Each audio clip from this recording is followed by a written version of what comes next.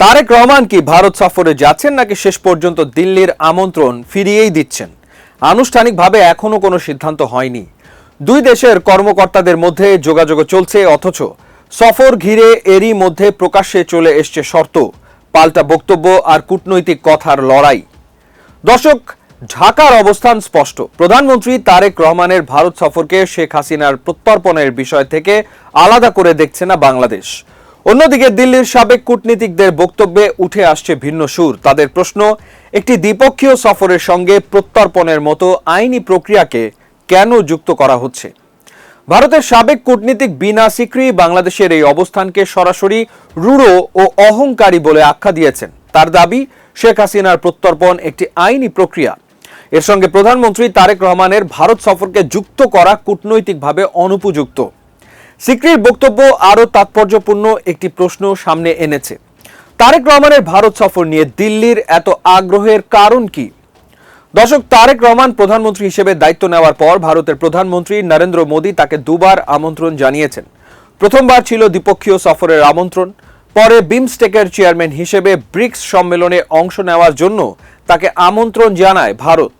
কিন্তু এখন পর্যন্ত কোনো আমন্ত্রণেই ঢাকার পক্ষ থেকে সাড়া মেলেনি বলে দাবি সিকরির। ফলে দর্শক, দিল্লির কাছে বিষয়টি শুধু একটি সফরের তারিখ নির্ধারণের প্রশ্ন নয়, বরং নতুন বাংলাদেশ সরকারের সঙ্গে সম্পর্কের ভবিষ্যৎ কাঠামো কেমন হবে সেটিরও একটি গুরুত্বপূর্ণ পরীক্ষা হয়ে উঠেছে তারেক রহমানের সম্ভাব্য দিল্লি সফর। আর ঠিক এখানেই সামনে আসছে আরেকটি চরিত্র। সাবেক ভারতীয় কূটনীতিক বিদ্যাভূষণ সোনি তারেক রহমানের ভারত সফর নিয়ে যথেষ্ট আশাবাদী। তার মতে, এই সফর না হলে ভারত বাংলাদেশ সম্পর্কের একটি গুরুত্বপূর্ণ সুযোগ হারিয়ে যেতে পারে। এমনকি দীর্ঘ সময়ের জন্য দুই দেশের মধ্যে রাজনৈতিক যোগাযোগের পথও সংকুচিত হয়ে যেতে পারে বলে আশঙ্কা করছেন তিনি। তাহলে দিল্লির এই অস্থিরতার কারণ কি? কারণ বাংলাদেশের সঙ্গে ভারতের সম্পর্ক এখন একাধিক অমীমাংসিত ইস্যুতে আটকে আছে।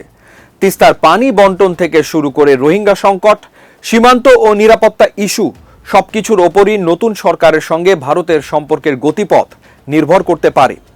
বিশেষ করে শেখ হাসিনার ভারতে অবস্থান দুই দেশের সম্পর্ককে আরো জটিল করে তুলেছে। দর্শক, বাংলাদেশ আনুষ্ঠানিকভাবে শেখ হাসিনাকে ফেরত চেয়েছে। আন্তর্জাতিক অপরাধ ট্রাইব্যুনালে মৃত্যুদণ্ডে দণ্ডিত শেখ হাসিনার প্রত্যর্পণের পাশাপাশি দ্বিপক্ষীয় প্রত্যর্পণ চুক্তির আওতায় অন্য মামলার আসামিদেরও হস্তান্তরের অনুরোধ জানিয়েছে ঢাকা। অন্যদিকে নয়াদিল্লি এখনো এই প্রত্যর্পণ প্রশ্নে বাংলাদেশের চাহিদা অনুযায়ী কোনো পদক্ষেপ নেয়নি। এর মধ্যেই গত 5 অগস্ট নয়াদিল্লিতে শেখ হাসিনার একটি প্রকাশ্য অনুষ্ঠানে অংশ নেওয়া নতুন করে উত্তেজনা বাড়িয়েছে। যদিও ভারত সরকার স্পষ্ট করে জানিয়েছে ওই অনুষ্ঠানের সঙ্গে সরকারের কোনো সম্পৃক্ততা ছিল না এবং সেখানে দেওয়া বক্তব্যের সঙ্গেও তারা একমত নয়। ফলে দুই দেশের সম্পর্কের সবচেয়ে স্পর্শকাতর প্রশ্নটি এখন দাঁড়িয়ে আছে একটি দ্বিপক্ষীয় সফরের দরজায়। ঢাকার কাছে বার্তাটি হতে পারে, শেখ হাসিনার প্রত্যর্পণ ছাড়া সম্পর্ক স্বাভাবিক করার প্রশ্নই নেই। আর দিল্লির সাবেক কূটনীতিকদের বক্তব্যে বার্তাটি যেন উল্টো। তাদের মতে, সফরকে প্রত্যর্পণের সঙ্গে জুড়ে দিলে আলোচনা আরো কঠিন হবে। বিনা সিকরি বলছেন, প্রত্যর্পণ কোনো রাজনৈতিক দর কষাকষির বিষয় নয়, এটি একটি দীর্ঘ আইনি প্রক্রিয়া যা শেষ হতে বছরের পর বছরও লেগে যেতে পারে। তাহলে সেই প্রক্রিয়া শেষ না হওয়া পর্যন্ত কি তারেক রহমান ভারতের সঙ্গে উচ্চ পর্যায়ের যোগাযোগ বন্ধ রাখবেন? সিকরির এই প্রশ্নের মধ্যেই আসলে লুকিয়ে আছে বর্তমান সংকটের মূল জায়গাটি।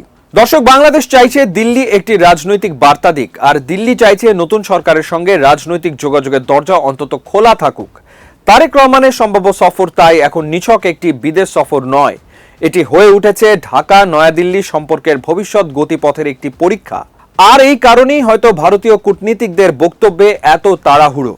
তারা চাইছেন সফরটি হোক, কারণ সফর হলে মুখোমুখি আলোচনা হবে, নতুন সম্পর্কের কাঠামো তৈরির সুযোগ থাকবে, অমীমাংসিত বিষয়গুলো নিয়েও দর কষাকষির পথ খুলবে।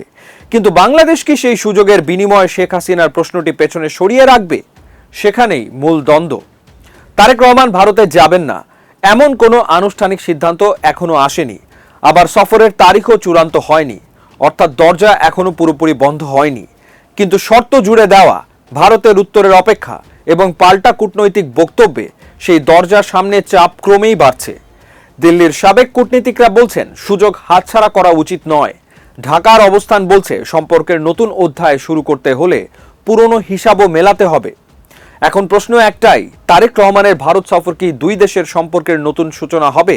এখন প্রশ্ন একটাই, তারেক রহমানের ভারত সফরে কি দুই দেশের সম্পর্কের নতুন সূচনা হবে, নাকি শেখ হাসিনার প্রত্যর্পণ ইস্যুতেই আটকে যাবে সেই সম্ভাবনা? আর ভারতীয় কূটনীতিকদের এই তাড়াহুড়ো কি শুধুই একটি সফর নিশ্চিত করার চেষ্টা, নাকি নতুন বাংলাদেশকে নিয়ে দিল্লির বৃহত্তর কূটনৈতিক উদ্বেগের প্রকাশ?